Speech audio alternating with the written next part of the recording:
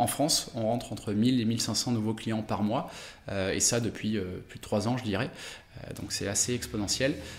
Pour un total de 500 collaborateurs et pour un total de 100 millions d'euros de levée de fonds. Donc le business développeur aujourd'hui, il doit prospecter, donc à peu près 30-40 portes par jour. L'objectif est d'atteindre 5 rendez-vous par jour et d'obtenir 5 signatures par mois. Il faut se concentrer sur un seul et même objectif et se concentrer surtout à toujours faire du volume. Voilà, c'est le volume de prospects qui va nous permettre d'avoir un maximum de volume de rendez-vous. Bonjour à toutes et à tous, vous écoutez Vive la Vente, le podcast qui apporte des solutions simples à mettre en place pour booster l'efficacité de votre équipe commerciale. Vive la Vente vous est proposé par Up2, spécialiste de la vente et des commerciaux. 2 fois par mois, je reçois un ou une expert de la vente pour profiter de son expérience et lui demander ses meilleures pratiques commerciales. Si vous nous écoutez grâce à Apple Podcast ou Spotify, je vous invite à nous laisser une note et un commentaire. Vous pouvez aussi nous suggérer des invités là-bas ou sur LinkedIn. Mais passons au plus important. Aujourd'hui, je suis ravi de recevoir Johan Ferry-Chapuis, Head of Field Sales de Planity. Si vous ne connaissez pas encore Planity, voici quelques informations essentielles avant d'accueillir notre invité. Planity, c'est tout simplement l'une des plateformes leaders de la réservation pour les professionnels de la beauté. Il revendique plus de 50 000 établissements partenaires et une telle puissance se traduit aussi, bien sûr, en chiffres clients. 10 millions de visiteurs uniques par mois sur leur site, ce qui fait 5 rendez-vous par seconde. Donc le temps que je termine cette introduction, Planity aura généré plus de 600 rendez-vous. Alors je termine, Planity, c'est aussi l'une des rares entreprises qui performe encore suffisamment pour lever des fonds. Ils en ont encore réuni 45 millions d'euros en début d'année pour continuer de consolider une croissance impressionnante dont on va donc tirer tous les enseignements. En plus, nous avons la chance aujourd'hui de profiter des bonnes pratiques de Johan qui est là pratiquement depuis le début de l'aventure, il va nous en dire plus un peu après, et qui a pour mission de gérer les ventes terrain, on va en reparler avec grand plaisir. Alors je termine avec un dernier chiffre sur la vente avant de passer à notre sommaire. Planity signe entre 1000 et 1500 nouveaux clients tous les mois. Alors, pour comprendre les stratégies et les méthodes de vente qui accompagnent une telle croissance, je vais poser à Johan les questions suivantes. Comment la proposition de valeur de Planity a-t-elle évolué depuis vos débuts pour devenir celle de l'une des plateformes leaders de la réservation en ligne? Avec entre 1000 et 1500 nouveaux clients signés chaque mois, quelles méthodes et quels outils commerciaux vous permettent d'atteindre ces résultats impressionnants? Et enfin, quelles sont les clés pour maintenir une dynamique de croissance sur la vente terrain en structurant le cycle de vente et en assurant la performance continue de ces business développeurs? On y est. Bonjour Johan, je suis ravi de te recevoir sur Vive la Vente. Comment vas-tu et comment va Planity? Bonjour Paul-Étienne, tout d'abord je tenais à te remercier pour ce très bel accueil. Planity se porte plutôt très bien. Donc comme tu l'as dit, on regroupe 50 000 établissements partenaires sur 3 pays, la France, la Belgique et l'Allemagne, ce qui représente pour un total de 500 collaborateurs et pour un total de 100 millions d'euros de levée de fonds au total. Donc ça veut dire que vous allez bien et toi aussi? Exactement. Merci pour l'accueil, c'est avec grand plaisir que je te reçois et en plus on avait eu un super call de préparation qui m'avait donné très envie de parler plus de vente terrain avec toi. C'est ta spécialité, mais on va y venir un petit peu après parce que pour le moment on revient à ton commencement. C'est une habitude sur le podcast. Comment est-ce que tu es tombé dans la vente? Je crois que l'histoire est assez jolie en plus. Oui, donc en effet c'était en 2015 que j'ai rencontré Jérémy Kérois qui est le VP Sales et cofondateur de Planity.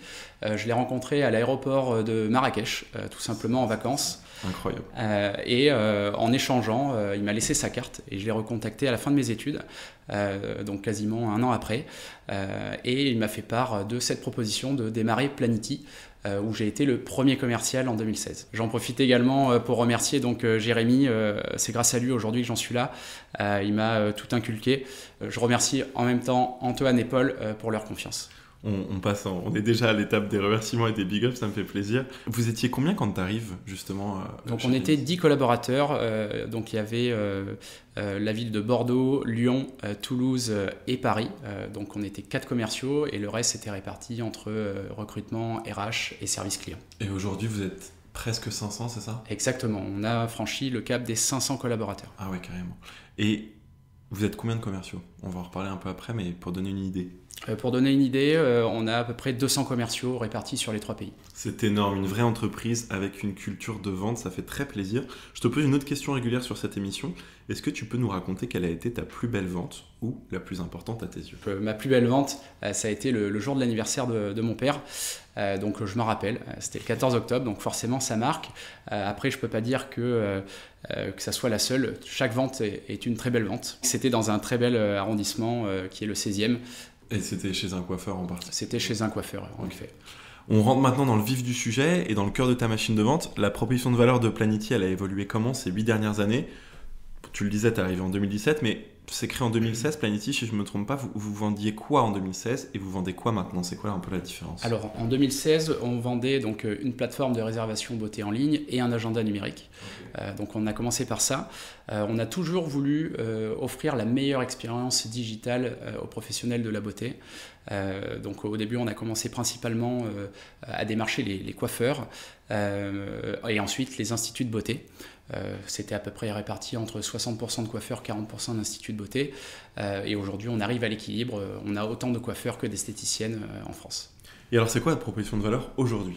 Donc, on a beaucoup évolué. On a une solution digitale qui est complète aujourd'hui. On a donc la partie rendez-vous en ligne, la partie logiciel de caisse, le site internet, la boutique en ligne, la gestion du temps de travail et le TPE. Donc aujourd'hui, on arrive à avoir une offre complète qui part du rendez-vous en ligne jusqu'à l'encaissement et qui va même permettre aux professionnels d'encaisser les clients une fois la prestation terminée grâce à notre TPE qu'on leur met à disposition. Maintenant qu'on a levé le voile un peu sur votre proposition de valeur et son évolution, on va creuser celle de vos méthodes commerciales. Tu démarres business developer, c'est une expression qu'on entend beaucoup, mais ça dépend un peu des entreprises, enfin le rôle dépend un peu des entreprises.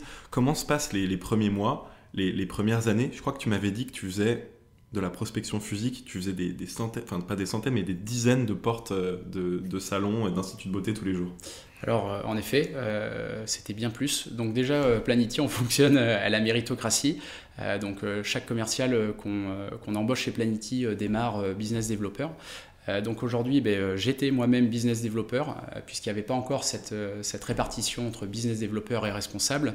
Le premier test a été fait 2 ans après, c'est-à-dire que j'avais Jonathan sur Paris qui me prenait des rendez-vous et moi je faisais les rendez-vous ainsi que les signatures et les formations clients. C'est ce qui nous a permis justement d'avoir ce volume de signatures parce qu'à 2 on va beaucoup plus vite que tout seul. Parce qu'en fait c'était un peu comme quand on voit, je sais pas, je vais complètement parodier, mais comme quand on voit dans un film, on a l'agent de terrain et il a toujours quelqu'un dans le casque avec son oreillette qui l'aide à se repérer, qui l'aide à se retrouver. Et vous, c'est un peu comme ça qu'est née votre organisation commerciale, quelqu'un qui vient assister le vendeur terrain, c'est ça ? Exactement. Le premier test a été fait justement sur Paris avec ce binôme-là de Jonathan et moi-même. Et pour revenir un petit peu sur le rôle de business developer, du coup, ça consiste en quoi exactement chez vous, si on peut revenir sur les missions ? Donc le business developer aujourd'hui, il doit prospecter donc à peu près 30-40 portes par jour.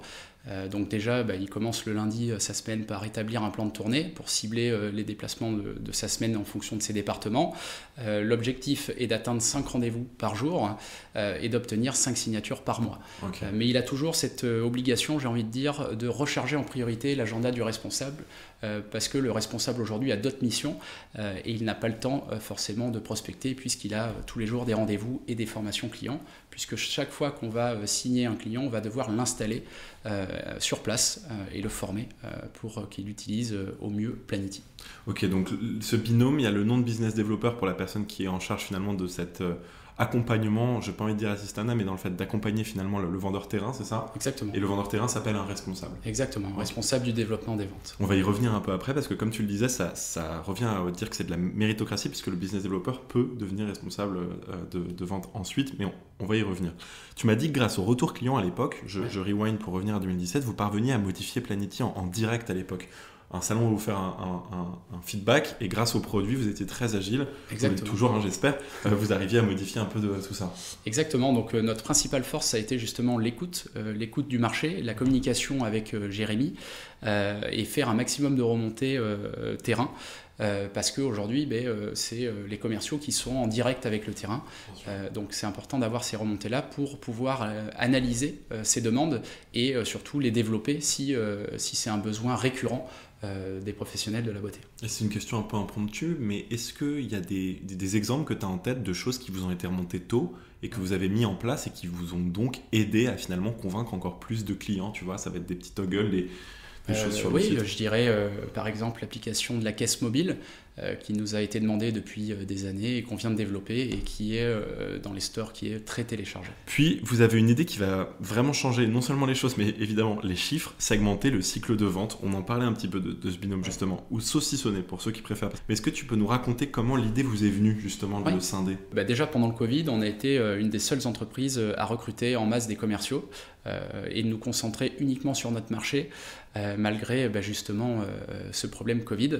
Ensuite, on peut dire qu'on a encerclé le marché en ayant à la fois une grande force terrain avec 90 commerciaux et une grande force de vente téléphone qui compte aujourd'hui à peu près une cinquantaine d'inside sales pour un seul objectif, faire un maximum de volume pour atteindre nos résultats. Ok. Et c'est comme ça que vous avez l'idée finalement de faire, il y en a qui se chargent de la prospection, il y en a qui se chargent de la signature. Comment ça vient en fait ? Ça c'est plutôt en fonction de comment optimiser et comment accroître un maximum de ventes, c'est de répartir les tâches, c'est-à-dire à la fois avoir une partie terrain et une partie inside sales pour tout ce qui est lead entrant, c'est-à-dire qu'avec justement la structure de ce service commercial-là, on arrive justement à atteindre notre niveau de vente aujourd'hui. Est-ce qu'à un moment donné de votre histoire, vous avez essayé de faire en sorte qu'un commercial gère l'intégralité de son cycle de vente, de la prospection à la signature, ou ça n'a jamais été utile ? Alors non, alors il n'y a que les inside sales aujourd'hui qui gèrent vraiment toute cette partie-là, lead entrant, rendez-vous, signature et formation client. Pour la partie commerciale, comme je te l'ai expliqué précédemment, c'est business développeur et responsable de secteur parce que justement on a beaucoup plus de volume de vente à deux. Ouais, c'est vraiment clair. C'est aussi, je pense, vraiment en fonction de ce marché, peut-être aussi des clients que vous avez, où c'est vraiment beaucoup plus utile d'avoir cette partie approche et ensuite cette partie conviction qui est si scindée. Est-ce que tu peux nous parler un peu plus de ces résultats ? On a parlé de comment vous l'avez mis en place. Est-ce que tu peux nous parler de ce que ça génère ? On parlait d'entre 1000 et 1500 clients par mois en outbound. Si tu pouvais revenir là-dessus. Oui, donc en effet, en France, on rentre entre 1000 et 1500 nouveaux clients par mois, et ça depuis plus de 3 ans, je dirais. Donc c'est assez exponentiel. Ça fait 2 ans qu'on a ouvert la Belgique et l'Allemagne, et on commence à avoir des très gros volumes de vente sur ces 2 pays-là. Comment est-ce que vous êtes organisé commercialement entre inside sales et là on parlait beaucoup plus des bizdev et des responsables de secteur. Est-ce que tu peux revenir un petit peu sur l'organigramme et le nombre de chacun des collaborateurs, même si on l'a déjà un peu effleuré ? Moi je suis en charge, déjà je suis directeur des ventes depuis 2 ans sur la partie terrain, j'ai en charge 90 commerciaux en France, 15 commerciaux en Belgique et je m'occupe de manager et accompagner les directeurs de pays sur l'Allemagne. Concernant la partie inside sales, donc c'est Simon Bibas qui est en charge de cette partie-là.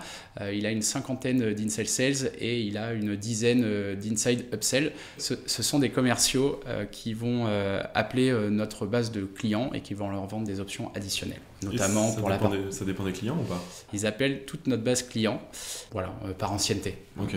Et qui sont justement vos principaux clients ? On essayait de parler un peu d'ICP et tu le disais, je crois que tu me le disais en off, je sais plus, vous avez réussi à faire une moitié de salon de coiffure, une moitié de salon de beauté un peu plus. Est-ce que tu peux revenir justement sur ce qui définit un salon de beauté, un salon de coiffure, la spécificité de ces clients-là, ce que ça fait de finalement devoir les convaincre technologiquement ? Beaucoup de questions. Parle-nous de tes clients. Tout d'abord, on a commencé par les coiffeurs parce que déjà, ils ont été précurseurs.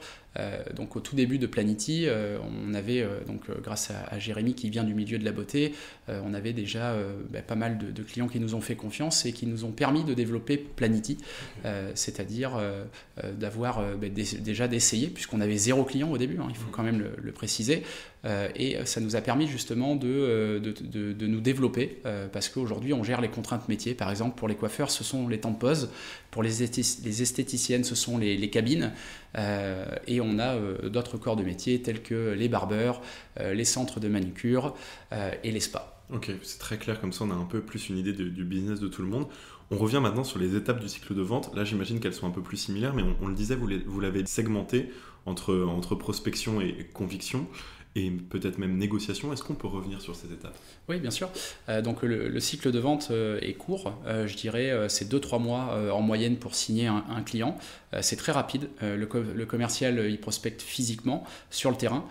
Donc il obtient un rendez-vous 2-3 semaines plus tard et ensuite il le signe directement quasiment en one shot dès son premier rendez-vous. Donc le cycle de vente dure 2-3 mois en moyenne. Si on creuse un peu plus le rôle de business développeur, on a parlé un peu des objectifs que tu leur donnais tout à l'heure, mais j'ai envie qu'on y revienne. Vous leur donnez quels objectifs spécifiquement et c'est quoi la différence avec les responsables de secteur ? Donc les business développeurs, déjà, ce sont des profils chasseurs qui aiment la prospection.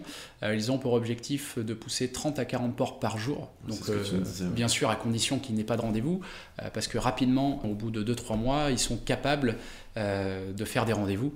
Une fois qu'ils connaissent le process de vente Planity, qui connaissent le marché, j'ai envie de dire qu'ils commencent eux aussi à faire des rendez-vous. Donc sur ces 30-40 portes, ils doivent prendre 5 rendez-vous en moyenne.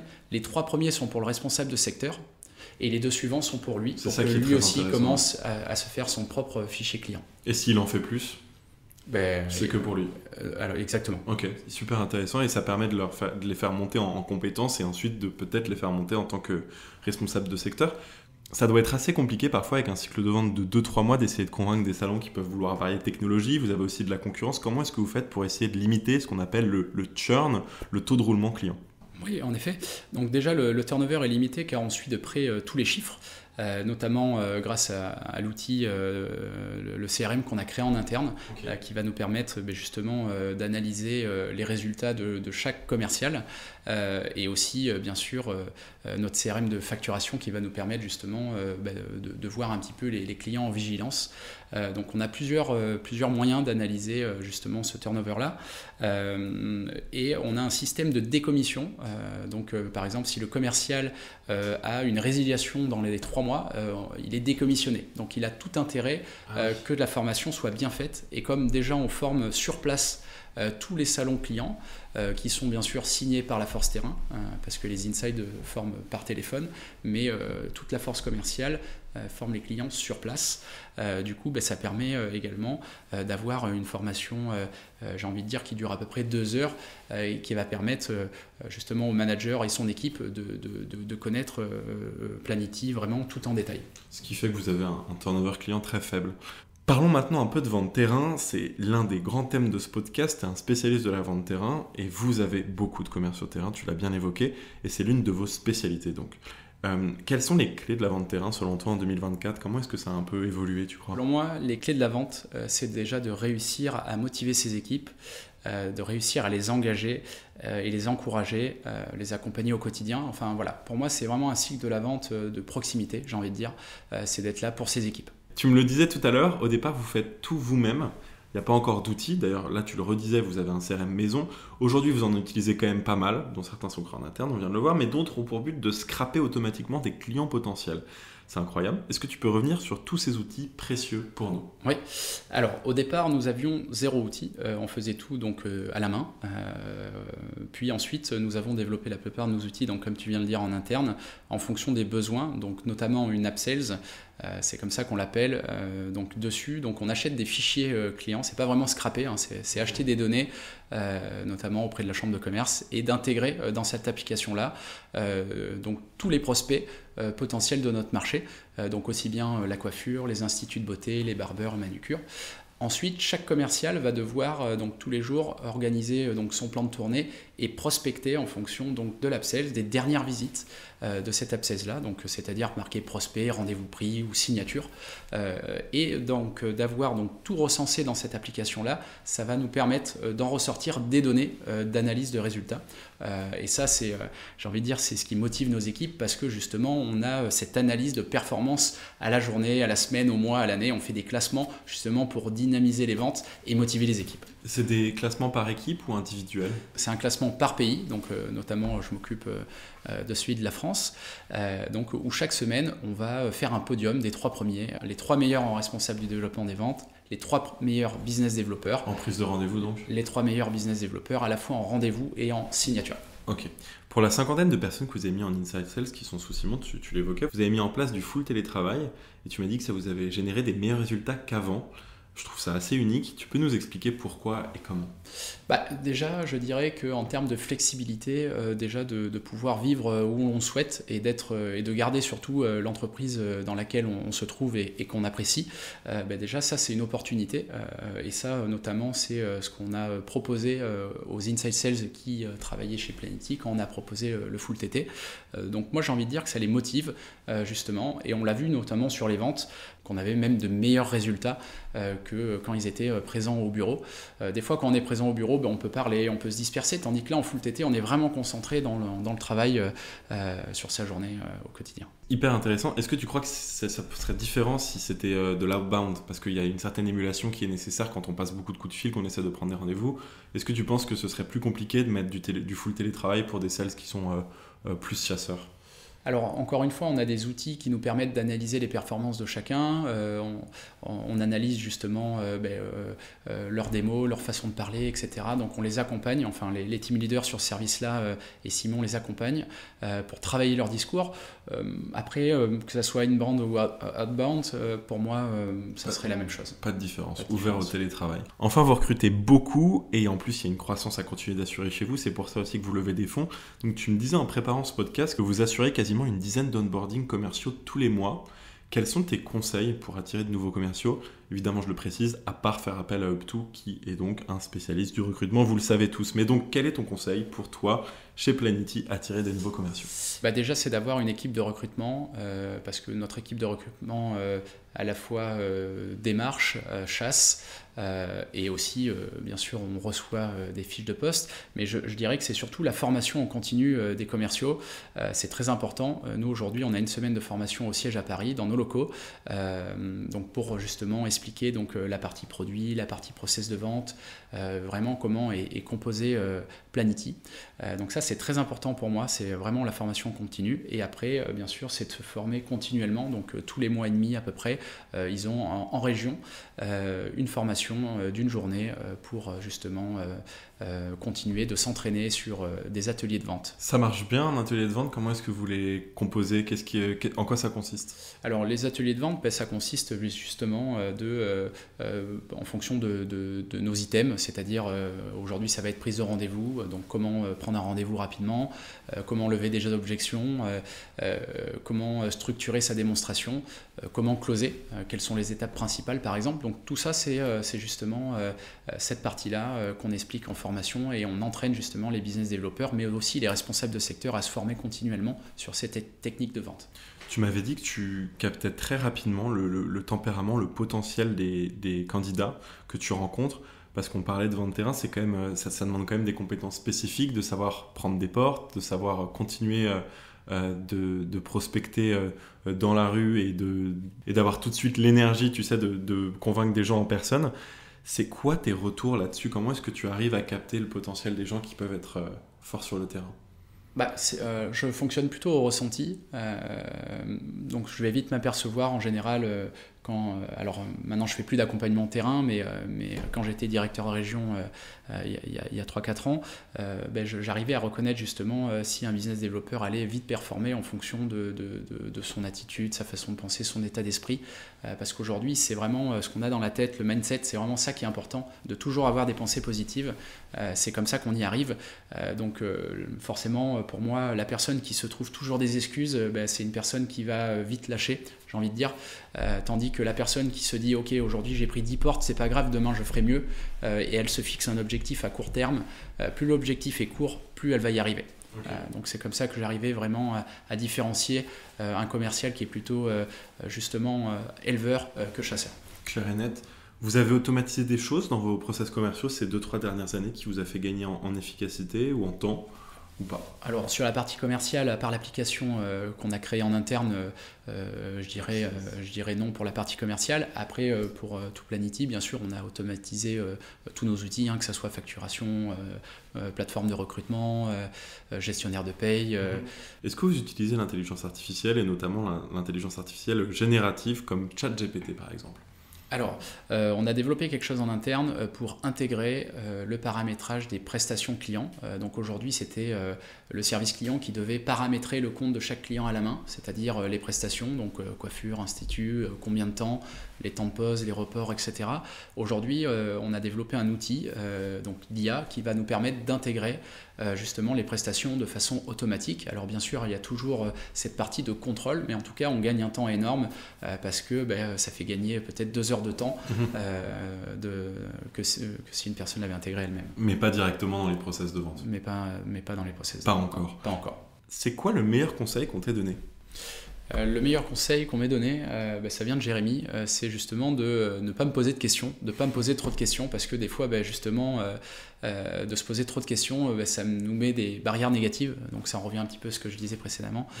Donc c'est simple, ne pas se poser de questions, il faut se concentrer sur un seul et même objectif, et se concentrer surtout à toujours faire du volume. Voilà, c'est le volume de prospects qui va nous permettre d'avoir un maximum de volume de rendez-vous. Et voilà, c'est déjà terminé. Je pense que tu as été l'un de nos invités les plus rapides et efficaces, finalement à l'image de votre proposition de valeur et de votre force de vente terrain. Merci beaucoup, Johan, pour toutes tes réponses. Ce sera peut-être l'occasion une autre fois de creuser encore plus tous tes conseils sur la vente terrain notamment. Et je vous dis rendez-vous dans 2 semaines pour le prochain épisode de Vive la Vente, tout simplement. Merci, Johan. Merci, Paul-Étienne. Un grand plaisir d'avoir pu échanger avec toi. Merci. Et à bientôt sur Vive la Vente. Au revoir.